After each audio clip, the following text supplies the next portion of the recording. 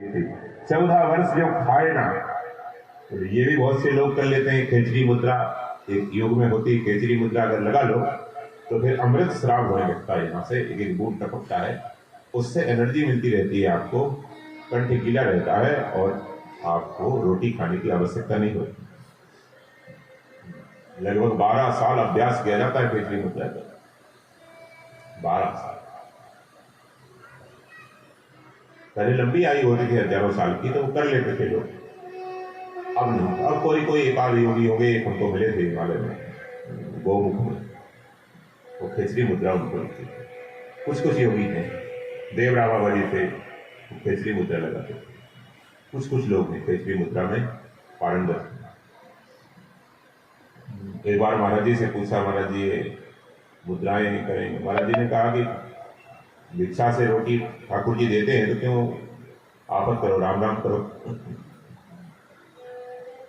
महाराज जी के पक्ष में नहीं थे। हमारी जिज्ञासा हुई एक बार, कि ऐसे सीधे ये विद्याएं कुछ सीखें, तो महाराज जी ने क्यों आफत करो, राम राम करो। 12 साल उसमें खो गए। 12 साल भजन करो तो महाराज कितना मिले?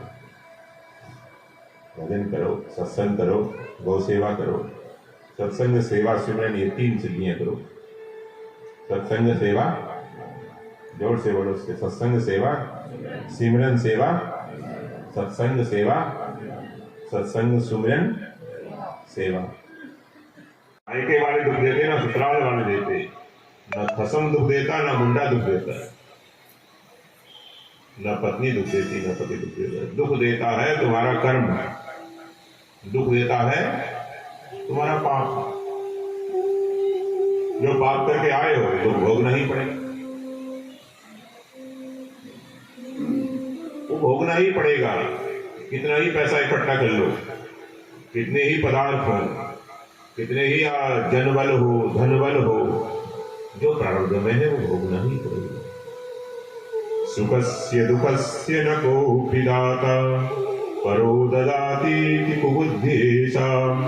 अहं करोमीति वृथाभिमानः, स्वकर्म सूत्रो विदुतो हि लोकः।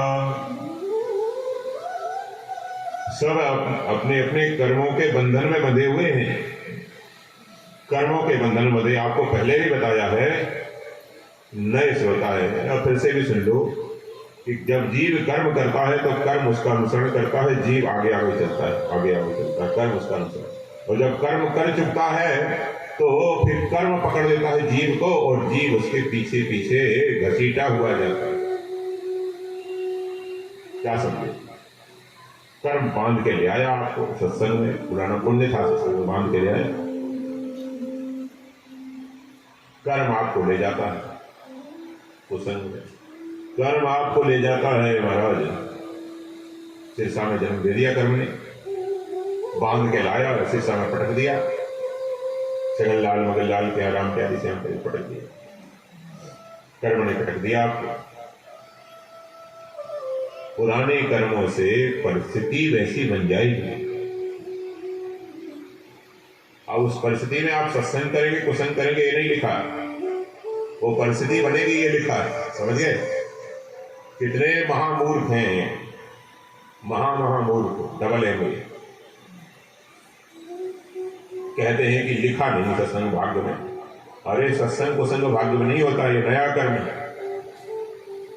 सत्संग कुसंग भाग्य में नहीं होता, भजन साधन भाग्य में नहीं होता, ये नया कर्म है। कोई आदमी मधुशाला चला जाए, मधुपान करे, नशा करे और कहे मेरे भाग्य में लिखा था, वो महामूर्ख है, गधा है, गधा वो आदमी नहीं। क्योंकि कर्म से परिस्थिति बनती है, कर्म का फल कर्म नहीं होता।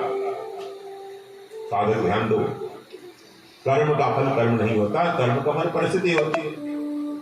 पुराना पाप हुआ तो गरीबी आई, अब जरूरी थोड़ी गरीबी में मैं चोरी करूंगा या मेहनत करूंगा।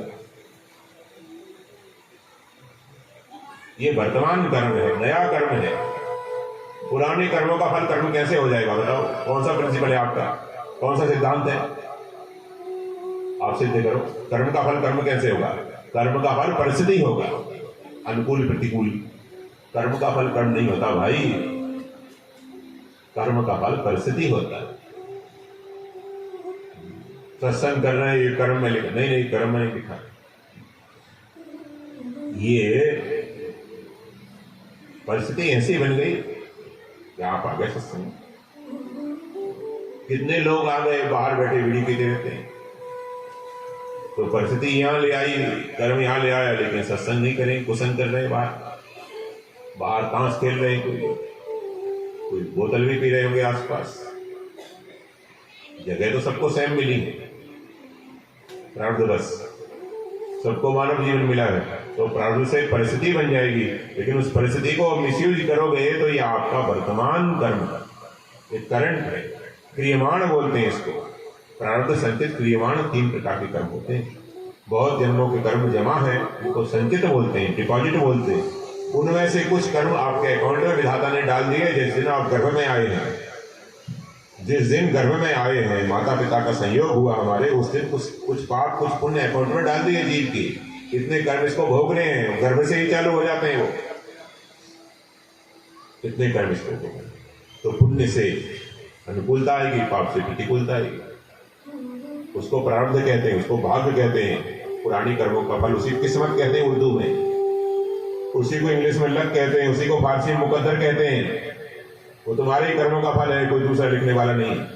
किस्मत लिखी किसने, उसने लिखी, उसने बकवास सा, तुम्हारे ही कर्मों का फल है। हाँ, विधाता की पूरी प्रेजेंस में लिखा जाता है वो लिखा, लेकिन तुम्हारी कर्म के अकॉर्डिंग लिखा जाता है। अपनी तरफ से इंटरफेयर नहीं किया जाता उसमें, कितने पुण्य एक्स्ट्रा डाल दिए, पाप डाल दिए, ऐसे नहीं होता। ये वहम है, अज्ञानता है, शास्त्रों को नहीं जानते इसलिए ऐसा कहते हैं। तो संचित में से प्रारब्ध, भाग्य, और अब जो कर रहे हैं वो क्रियमाण 3 प्रकार के कर्म हैं। Deposit, luck and current. जो अभी कर रहे हैं वो करंट है, ये जमा होता जा रहा है डिपॉजिट में। आज का आज नहीं मिलेगा, जमा होगा। पुराने कर्मों का फल पहले मिलेगा, आज का जमा होता जाएगा। आज का आज कैसे मिल जाएगा? आज खेत में बीज बोया, आज रोटी खा लोगे क्या? मार्च में नौकरी करने वाला आदमी अप्रैल में खाएगा, मार्च में कैसे खा लेगा?